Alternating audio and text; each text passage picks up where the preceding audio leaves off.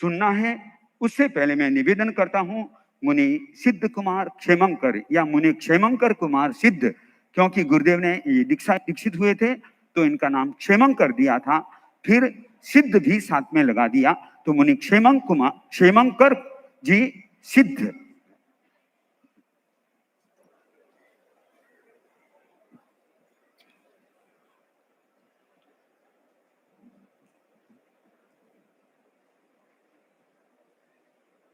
येन हस्तावलंबेन तारितोऽहं भवाम्बुदे तं महाश्रमणं वन्दे चन्द्रप्रख्यं सुशीतलं तं महाश्रमणं वन्दे चन्द्रप्रख्यं सुशीतलम्। परमाराध्य परम पूज्य गुरुदेव के श्री चरणों में वंदन। यह विराजित सभी पदस्थ चारित्र आत्माओं के श्री चरणों में मेरा सभक्ति वंदन। संत वृंद, साध्वी वृंद, उपस्थित धर्मानुरागी भाई और बहनों, गुरुदेव आज दिसंबर 2021 से लेकर मार्च 2023 तक मुंबई में एक उपक्रम चला जिसका नाम था उत्कर्ष। गुरुदेव आज मुझ पर एक ऐसा दायित्व आया है जिसका निर्वहन करना मेरे जिम्मे था ही नहीं। ये कार्य तो खुद मुनि श्री महेंद्र कुमार जी स्वामी को करना था, परंतु नियति को यह मंजूर नहीं था और आज वो दायित्व मुझ पे आया है। पर गुरुदेव से मेरा यही निवेदन है कि गुरुदेव आप यही माने कि मैं मुनिश्री की ओर से ही मैं इसे प्रस्तुत करने का अपने यथा योग्य यथाशक्ति इसका प्रयास कर रहा हूं। पूज्य प्रवर ने 2019 में मुंबई चातुर्मास की घोषणा कराई थी। तभी से मुंबई में प्रवासी जितने भी चारित्रात्मा समुदाय थे, सबके मन में ये तीव्र अभिलाषा थी कि पूज्य प्रवर का मुंबई चातुर्मास ऐतिहासिक और उपलब्धिपूर्ण होना चाहिए। जैसे ही चातुर्मास की घोषणा हुई, उस समय हम मुनिश्री के साथ में सांता क्रूज में थे, तो मुनिश्री के सानिध्य में एक कृतज्ञता अर्पण समारोह का आयोजन हुआ। मुनिश्री ने मोटा मोटी रूप में वहां पर पूरे श्रावक श्राविका समाज को कहते मार्गदर्शन दिया कि भाई हमें क्या कार्य करना है, और उसी कार्य की आगे जाके एक व्यवस्थित ढांचे में उसे एक प्रारूप बना और वो उत्कर्ष के रूप में सामने आया। गुरुदेव उत्कर्ष में 9 रंग थे, विभिन्न उसके 9 विषय थे और हर विषय को, हर उत्कर्ष को एक रंग की संज्ञा दी गई थी। क्योंकि जब गुरुदेव मुंबई पधार रहे हैं तो ये सभी जानते हैं कि गुरुदेव के रुचि का विषय केवल अध्यात्म है। बाकी सब चीजें ठीक है, व्यवस्था आदि सब चीजें गुरुदेव के लिए तो गौण पक्ष है, मुख्य पक्ष अध्यात्म है, व्यक्ति का अपना उत्थान है, व्यक्ति का अपना आध्यात्मिक विकास है। तो मुनिश्री का यह चिंतन था कि हमारे आचार्यों ने हमें कितनी अमूल्य चीजें प्रदान की, पर कई बार ऐसी भी अनुभूति होती है कि हमें आचार्यों ने इतना सब कुछ दिया पर हम उसका कितना उपयोग कर पाते हैं, हम उसका कितना लाभ उठा पाते हैं। तो गुरुदेव उत्कर्ष कोई नया कार्य बिल्कुल भी नहीं है, ये कोई नया कार्य नहीं है। केवल जो हमारे आचार्यों ने हमें दिया बस उसी को एक साथ में एक उपक्रम का रूप मिलके वो उत्कर्ष सामने आ गया। हरित उत्कर्ष जिस प्रकार से वीडियो एवं परिसंवाद के माध्यम से कुछ बताने का प्रयास हुआ कि हरित उत्कर्ष जो था, हरित उत्कर्ष था रंग हरा, अनुव्रत एवं जीवन विज्ञान। तो ये 2 विषय जो थे जिसमें आचार्य प्रवर की पुस्तक अनुव्रत के 11 नियम तथा किशन लाल जी स्वामी के जीवन विज्ञान एक परिचय, इनके माध्यम से शिक्षण प्रशिक्षण दिया गया। प्रशिक्षण देने के अनेक उपाय थे। मुंबई का श्रावक समाज भी गुरुदेव बहुत ही ऐसे शिक्षित है, बहुत अच्छा ज्ञान श्रुत का अध्ययन करने वाला है। तो इसके उपासक उपासिकाओं ने ऑनलाइन क्लासें ली, लोगों को ऑनलाइन पढ़ाया, यूट्यूब पे उसके दी और साधु साध्वियों के सानिध्य में ऑफलाइन में लोगों के सामने कार्यशालाएं आयोजित। तो जीवन विज्ञान और अनुव्रत, जिसमें प्राय गुरुदेव लगभग 606 व्यक्तियों ने अनुव्रत एवं जीवन विज्ञान इस हरित उत्कर्ष की योग्यता प्राप्त की। फिर एक है गुलाबी उत्कर्ष। गुलाबी जो है तत्व ज्ञान से संबंधित है, जैन सिद्धांत दीपिका। जब मुनिश्री के सामने आया कि भाई समय अल्प है, तत्व ज्ञान के कोर्स धर्म संघ में है, पर गुरुदेव के आने से पहले लोगों को क्या अच्छा अध्ययन कराया जा सकता है। तो मुनिश्री के ध्यान में था कि जैन सिद्धांत दीपिका, क्योंकि मुनिश्री भी जब वैरागी अवस्था में थे तो जब वो कॉलेज भी जाया करते और साधु साधियों की सेवा भी करते, तो उस समय में, उस जमाने में उन्होंने, उस समय तक गुरुदेव जैन सिद्धांत दीपिका छपी नहीं थी। तो जितना मुनिश्री से हमने सुना है वो केवल पत्रों में थी, पन्नों में थी। तो संतों से पढ़ पढ़ के इस प्रकार मुनिश्री ने जैन सिद्धांत दीपिका कंठस्थ किया। तो मुनिषी का था ठीक है कंठस्थ करना संभव न भी हो, पर श्रावक श्राविकाओं को जैन सिद्धांत दीपिका की समझ हो, तो उस पे उसी तरीके से प्रशिक्षण दिया गया। तो इस जैन सिद्धांत दीपिका गुलाबी उत्कर्ष से भी 508 व्यक्तियों ने इसका परीक्षा में उत्तीर्ण होकर गुलाबी उत्कर्ष की योग्यता प्राप्त। तत्पश्चात गुरुदेव आता है बैंगनी उत्कर्ष। बैंगनी उत्कर्ष का विषय है स्वामी जी के सिद्धांत, तेरापंथ के सिद्धांत। मुनिश्री का यह बहुत चिंतन रहता था कि आज जो व्यक्ति खुद को तेरापंथी कहते हैं, आप उन्हें पूछो भाई तुम क्यों हो तेरापंथी। आज कितने सारे श्रावक श्राविका हमें आके बताते हैं कि वंदनीया साध्वी प्रमुखा श्री जी विश्रुत विभाजी कितने श्रावकों को पहला सीधा यही प्रश्न पूछते हैं, भाई तुम तेरापंथी क्यों हो। और गुरुदेव हो सकता है उन्हें जानकारी किंचित कम ज्यादा होगी, पर एक बार तो सब ब्लैंक हो जाते हैं, करीम क्यों है। जन्म तो पहला कारण है ही, पर साथ में उस चीज का, उस तत्व का, उस श्रद्धा तो होना कि भाई हमने आज हमें गर्व है, हम तेरापंथी हैं, पर वो गर्व का कारण ये नहीं होना चाहिए कि मैं इसमें जन्मा इसलिए गर्व है।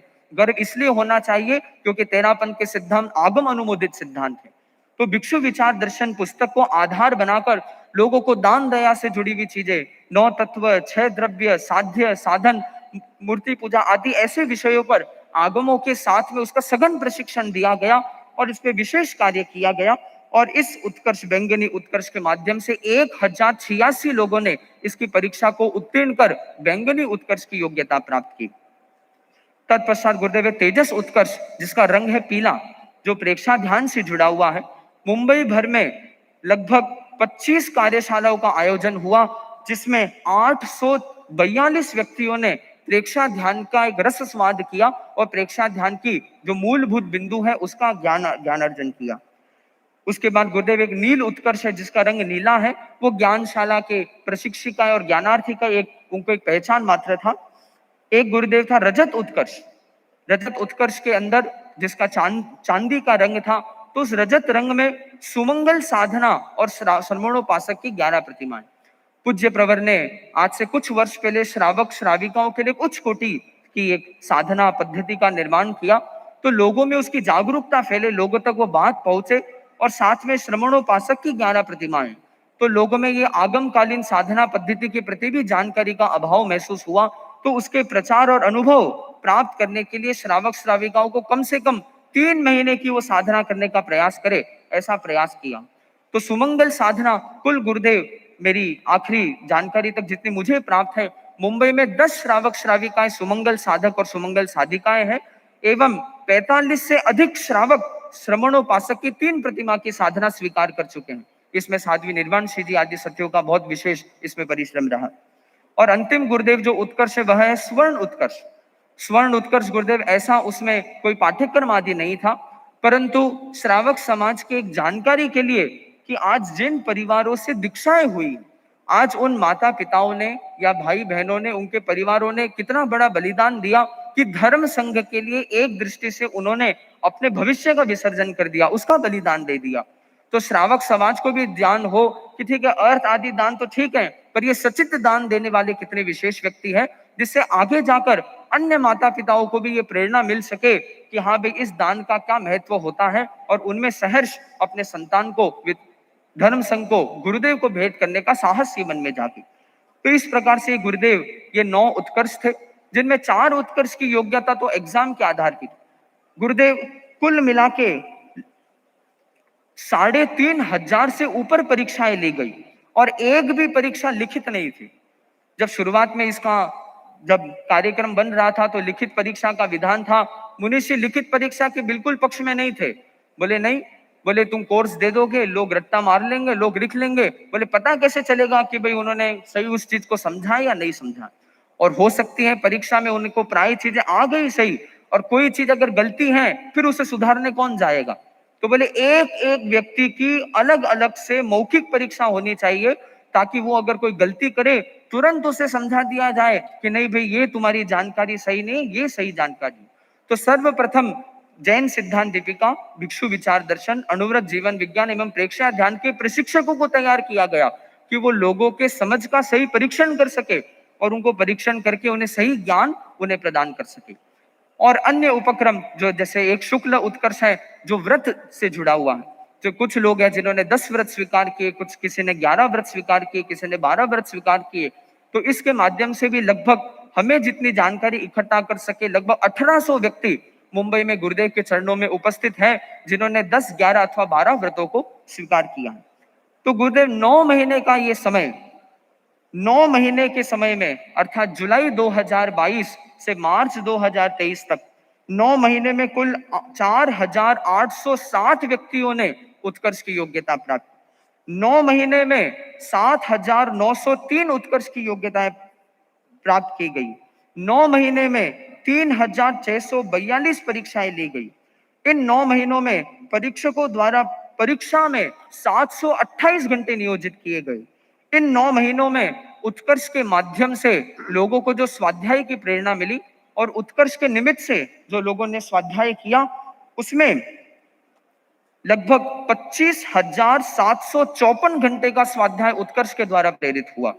तो इस प्रकार से आज ये अनुमानित कुछ एक डेटा है कि एक विषय का अध्ययन करने के लिए एक अनुमानित तौर पे व्यक्ति को कितना समय लगाना पड़ा होगा। तो गुरुदेव 9 महीने के अंतराल में 3600 से ऊपर व्यक्तियों को अध्ययन कराना, प्रशिक्षण कराना और एक एक व्यक्ति का 10 से 12 मिनट लगा के उनके समझ का परीक्षण करना और फिर उन्हें उत्तीर्ण या अनुत्तीर्ण करना। तो गुरुदेव उत्तीर्ण करने का भी ये सिस्टम था, उन्हें तुरंत कोई गलत जानकारी का तो सही जवाब दे दिया जाता था, परंतु वो पास हुए हैं या उन्हें वापस परीक्षा देनी होगी ये जानकारी तभी नहीं दी जाती। उन्हें वो घर के तरह प्रस्थान कर लेते। यदि वो उत्तीर्ण नहीं हुए हैं तो उनके नाम से उनके पास एक अलग मैसेज जाता कि भाई आपने बहुत अच्छा प्रयास किया है, पर अगली बार आपको पुनः प्रयास करना है। और उनका उत्साहवर्धन किया जाता कि लोग एक बार अगर उत्तीर्ण नहीं और हार न मान ले। तो गुरुदेव प्राय व्यक्ति जिन्होंने एक उत्कर्ष की परीक्षा दी, प्राय ऐसे व्यक्ति थे जिन्होंने एक बार दिया तो बार बार दी, और ऐसे करके ऐसे कई सारे व्यक्ति ऐसे हैं जिन्होंने उत्कृष्ट 7 उत्कर्ष तक की भी योग्यता प्राप्त की। इस प्रकार से गुरुदेव ये मुंबई में केवल 9 महीने के अंतराल में ये जो कार्य हो पाया, उसका एक ही कारण है ये कार्य संभव हो सका, और वो है गुरुदेव का पुण्य प्रताप। गुरुदेव हम मनुष्य के सानिध्य में लगभग हमें 9 वर्ष संपन्न होने वाले हैं कुछ महीनों में। हम तो इतने समय से यहाँ पर है, ये कार्य पहले क्यों नहीं हुआ? पहले भी तो हो सकता था। पर गुरुदेव जैसे ही गुरुदेव के कदम मुंबई की ओर कहते प्रस्थित हुए, उसी के साथ साथ में लोगों में एक ऐसा जोश और ऐसा माहौल का निर्माण हुआ, हर व्यक्ति के मन में ये भावना थी कि मैं भी प्रशिक्षण करूं। और गुरुदेव ये सुन के भी इतना अच्छा महसूस होता जब 65 साल के व्यक्ति जब दर्शन करते और मुनीश्वर को निवेदन करते कि महाराज जी आज समझ में आया कि मैं तेरा बंदी क्यों हूं। तो ये जो है, तो गुरुदेव आज हमारे धर्म संघ के लिए बहुत जरूरी चीज है कि आगमों में एक उदाहरण दिया जाता है जो है कि अट्ठिमिंज पिम्माणु राग रत्ते, कि हमारी श्रद्धा ऐसी हो अस्थि मज्जा तक जो प्रेमानुराग वहां तक संक्रमित हो जाता है, फिर वो अडोल रहता है, उसका कुछ नहीं हो सकता।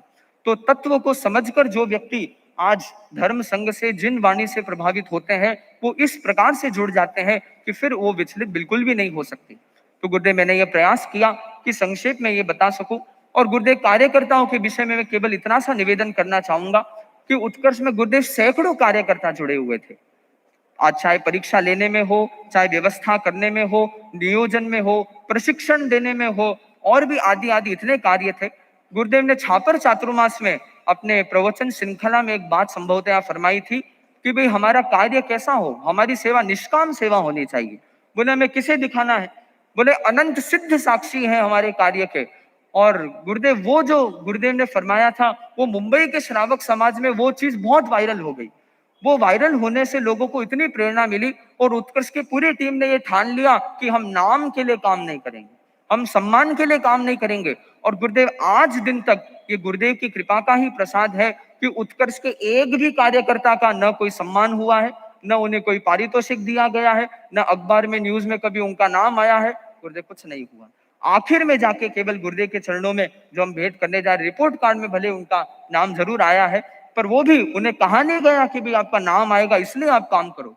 तो उन्होंने धर्म संघ के लिए, किसके लिए? हमारे कहने से नहीं, सतियों के कहने से नहीं, गुरुदेव मुंबई पधार रहे हैं इसलिए हमें कार्य करना है, इसलिए लोगों ने निष्काम भाव से अपनी सेवा दी। तो गुरुदेव, मैं गुरुदेव के चरणों में यही निवेदन करना चाहता हूं कि ये चाहे वो परीक्षक मंडल हो या नवग्रह जो कॉलिंग टीम थी, जिन्होंने 18,000 से अधिक लोगों तक एक एक व्यक्ति से संपर्क करके इस चीज को पहुंचाई, और जो भी उनका निर्विघ्न प्रयास था गुरुदेव, वो बहुत ही अनुमोदनीय था। आज उन्होंने धर्म संघ की रीति रिवाज और तत्व को समझने में, चाहे अणुव्रत जीवन विज्ञान हो, व्रत हो, साधना के क्षेत्र में बढ़ने का प्रयास किया। तो गुरुदेव, हम यही चाहते हैं कि भाई मुंबई सभी वासी, जितने श्रावक श्राविका समाज है, आज भले विलंब हो रही है गुरुदेव, लोगों की तो कोई खास बात नहीं, पर ये मैं दोषी हूं कि आज गुरुदेव को इतना विलंब तक यहाँ विराजना पड़ा। तो मैं क्षमा प्रार्थी भी हूँ, पर गुरुदेव ने जो कृपा कराई है, और ये मुझ जैसे बालक को यही बहुत संतोष दिलाती है कि गुरुदेव ने अपनी सुविधा को गौण करके इतने विलंब तक यहाँ विराजे। और आज जो भी अन्य पदस्थ चारित्रात्मा है, साध्वी प्रमुखासी जी, मुख्य मुनि प्रवर, साध्वी वरिया जी, मैं आपके प्रति भी बहुत कृतज्ञ हूँ, क्योंकि आपकी उपस्थिति में पहली बार मेरा बोलने का काम पड़ रहा है। तो आज साध्वी प्रमुखासी जी की भी जो परोक्ष रूप से जो श्रावक श्राविकाओं द्वारा जो संकेत प्रेरणा मिलती रही, साध्वी वरिया जी ने कितने लोगों को उत्कर्ष से जुड़ने के लिए प्रेरित किया, और मुख्य मुनि प्रवर मुनिश्री की मेरे पर विशेष कृपा है। आज जब भी श्रावक आते, उत्कर्ष की सारी जानकारी लेना, कैसे कार्य हो रहा है, क्या डेटा बरोबर इकट्ठा किया जा रहा है, मुनिश्री ने व्यक्तिगत रूप से उस पर जो कृपा कराई, मैं मुनिश्री के प्रति, गुरुदेव ऐसा नहीं है कि बहुत मुनिश्री ने ज्यादा उसमें समय लगाया, पर गुरुदेव हम देशों के लिए तो एक क्षण भी यदि दे दिया तो वो बहुत विशेष महत्व रखता है। तो गुरुदेव, अब मैं अपनी बात को अंत तक ले जाते हुए यही विनम्र निवेदन करता हूं कि गुरुदेव, इस उपक्रम के माध्यम से सहज रूप में कहते हैं कि अध्यात्म में रुचि रखने वाले और निष्काम रूप से सेवा देने वाले कार्यकर्ता सहज गुरुदेव के चरणों में समर्पित हैं।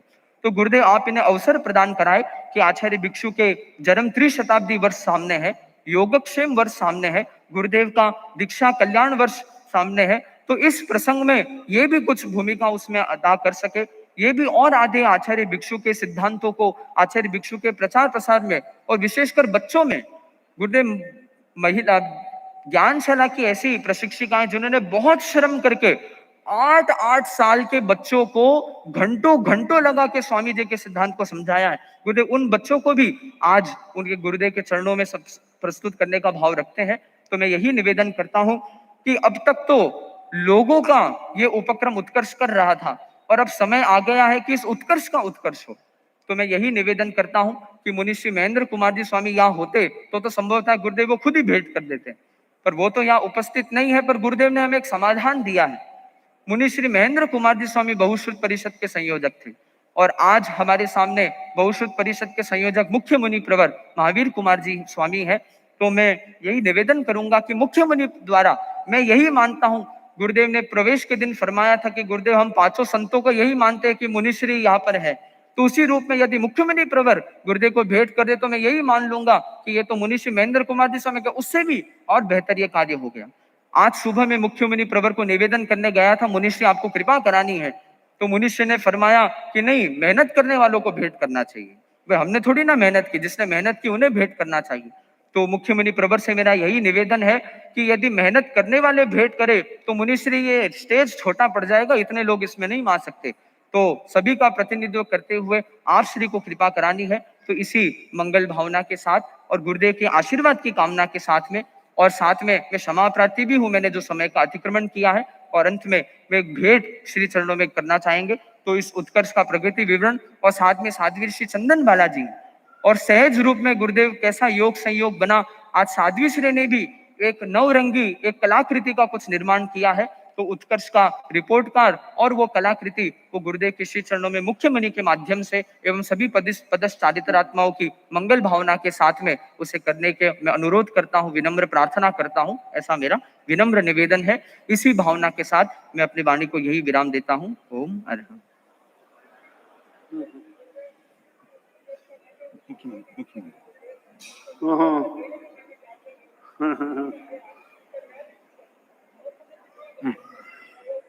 ये तो अरे तुम शुद्ध शुद्ध ठीक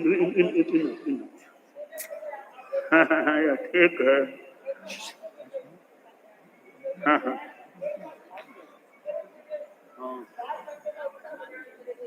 हाँ हाँ ठीक है।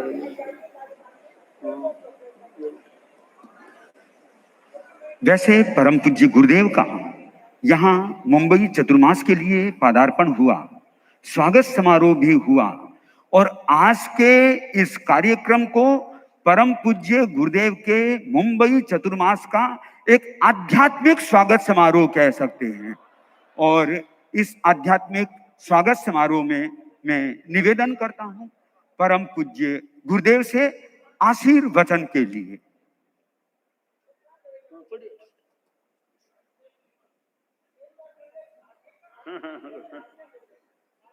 यह अभी उत्कर्ष की है बात प्रस्तुत की गई है। तो उत्कर्ष शब्द में एक अच्छी अर्थवत्ता है। उत्कर्ष अनेक रूपों में हो सकता है। भौतिक संदर्भ में भी उत्कर्ष का अपना महत्व हो सकता है और आध्यात्मिक जगत में उत्कर्ष का अपना महत्व होता है। हमारा मुंबई का चतुर्मास निर्घुष्ट हुआ और सन 2019 में मर्यादा महोत्सव के दिन चतुर्मास की घोषणा हुई और वह चतुर्मास की घोषणा या चतुर्मास होने की बात एक मानो सक्षम निमित्त बन गया और जो यह धार्मिक आध्यात्मिक संदर्भ में उत्कर्ष की बात आई है, जहाँ ज्ञानात्मक उत्कर्ष, व्रतात्मक उत्कर्ष, ध्यान आदि आदि अनेक रूपों में उत्कर्ष, जहाँ सम्यक ज्ञान हो, फिर सम्यक दर्शन हो, सम्यक चारित्र हो और तप हो, यह चतुरंग उत्कर्ष जहाँ होता है वहाँ आत्मा का नैर्मल्य प्रकट हो सकता है और यह प्रयास उत्कर्ष को प्राप्त होता है। तो परम उत्कर्ष तो सिद्धत्व की स्थिति है। सिद्धत्व की स्थिति वो परम उत्कर्ष है, अनुत्कर्ष है। उसके बाद और कोई उत्कर्ष अवशेष नहीं रहता है। तो यह बृहत्तर मुंबई जो भी एरिया नाम कह दें, उत्कर्ष का कार्य सामने आया है और जितना ज्ञान का विकास हो सके, तत्व ज्ञान का, आगम ज्ञान का, इस प्रकार के ज्ञान का विकास, ज्ञानशाला जैसा एक माध्यम जहाँ बाल पीढ़ी के संस्कार निर्माण का और ज्ञान विकास का जो एक सक्षम सुंदर माध्यम माना जा सकता है और ज्ञानशाला का इतना नेटवर्क सा है, कितना फैला हुआ है, तो ज्ञानशाला भी एक ज्ञान उत्कर्ष का, संस्कार सृजन का एक माध्यम और भी अनेक सारे नवरंगी की बात जो आई है। तो नवरंगी रंग है, आत्मा को तो आखिर अरंग बनना होगा, सिद्धत्व की प्राप्ति होगी। तो आशा करें तो नवरंग नहीं, वो नवरंग नया एक रूप सामने आत्मा का आ जाएगा। नौ रंग नहीं होंगे, नया रंग क्या, नया स्वरूप आत्मा का मानो उजागर हो जाएगा जब सिद्धत्व की प्राप्ति हो जाएगी। तो यह जो उत्कर्ष की बात है और मुंबई की व्यवस्था समिति के द्वारा फिर यह जो कार्यक्रम प्रस्तुत करने की बात प्रस्तुत की गई और ये आज का दिन उसके लिए आरक्षित भी किया गया।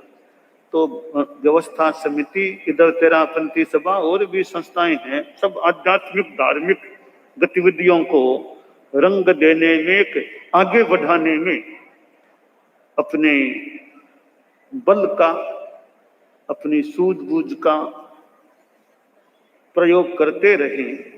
और वर्तमान में तो इतने चारित्रात्माएं यहाँ मुंबई में हैं कि इतनी साध्वियां हैं, 125 से ज्यादा तो साध्वियों का समुदाय है पूरे इस कांदीवली और यहाँ सब मिला करके इधर 50 पुरुष चारित्रात्माएं हैं, तो एक इतना, और समणिया भी अभी हैं यहाँ पर, इतना बड़ा यह समुदाय, फिर श्रावक श्राविकाएं जिनमें कितने कार्यकर्ता हैं, कितने अपने अपने तरीके के, कुछ एक्सपर्ट भी हो सकते हैं।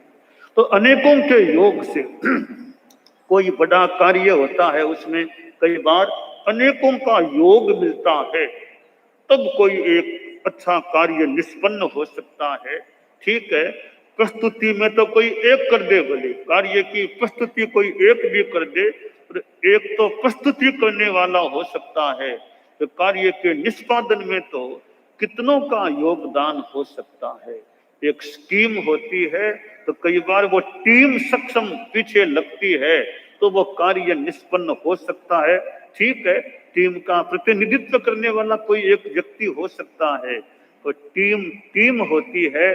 टीम होने पर यह स्कीम सफल होने की अधिक संभावना बन सकती है, और टीम भी उत्कर्ष वाली हो, जिसमें अच्छा उत्कर्ष हो, ज्ञान का, चिंतन का, मंथन का, योजना बनाने का, तो यह कार्य हो सकता है। बहुश्रुत परिषद संयोजक मुनि श्री महेंद्र कुमार जी स्वामी लगातार कितने वर्षों से मुंबई, बृहत्तर मुंबई में रहे हैं, और अभी इतने चारित्रात्माएं हैं, उनमें मुनि श्री महेंद्र कुमार जी स्वामी बहुत लंबे अरसे से मुंबई में विराजे थे, पर मानो ऐन मौके पर वे नहीं रहे। वो कहना उचित तो है या नहीं, पर मतलब इतने दिन विराज गए, हम आने निकट आ गए तो मुनि श्री पधार गए। जो भी दुनिया का नियम है, काव्य की भाषा में तो कुछ भी कह दे आदमी, यथार्थ यही लगता है कि सृष्टि का नियम है कि कब किसका योग कैसा है, उस हिसाब से वो परिणति दुनिया में हो जाती है। तो मुनि श्री महेंद्र कुमार जी स्वामी से यदा कदा उनके पत्र, कि पता नहीं कितने पत्र, जब से उन्होंने दिल्ली से हमसे मानो विदाई ली, उसके बाद कितने कितने पत्र उनके आ गए होंगे हमारे पास, हमने कितने पत्र जवाब आदि के जवाब के रूप में कितने हमने दिए होंगे, कोई संख्या करे पता नहीं, फाइल भर जाए ऐसे, इतने सारे उनके पत्र, हमारे वापिस पत्र जो भी कहते, कितने पत्रों का आदान प्रदान हुआ संदेश के माध्यम से।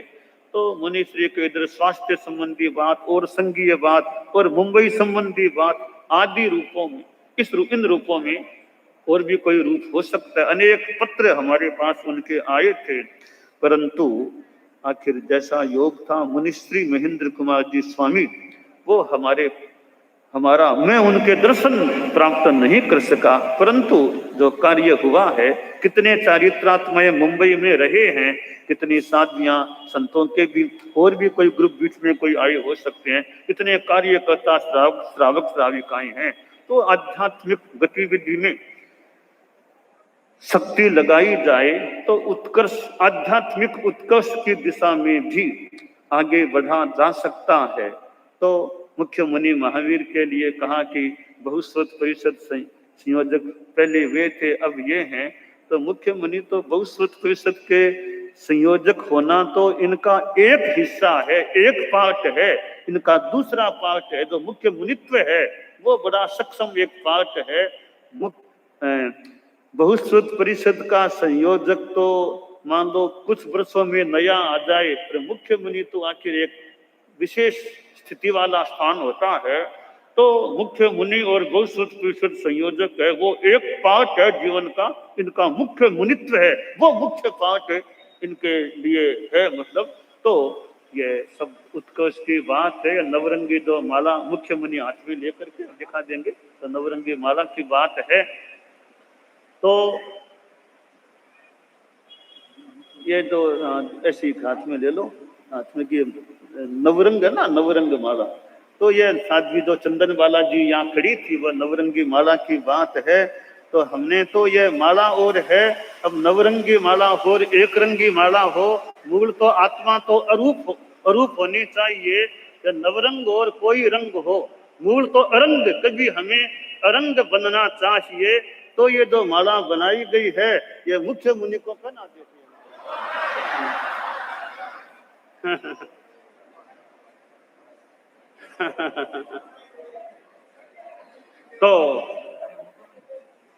ये उत्कर्ष का कार्य आगे बढ़े, मुंबई व्यवस्था समिति सब खूब अच्छा काम होता है। परम पूज्य गुरुदेव ने इस उत्कर्ष कार्य में एक नव रंग भर दिया है मानव। तो ये कार्यक्रम अब परम पूज्य गुरुदेव का आशीर्वचन हो गया और इसी के साथ में इस कार्यक्रम को तो एक बार संपन्न माना जाए। अब कुछ तपस्या के वासी से समागत लक्ष्मीलाल जी गोखरू की पुत्री प्रांजल अठाई की तपस्या, शांता देवी मदन लाल जी मेहता सूरत 12 की तपस्या, दिनेश चंद दुली चंद जी चपलोत उरण केलवा 16 की तपस्या,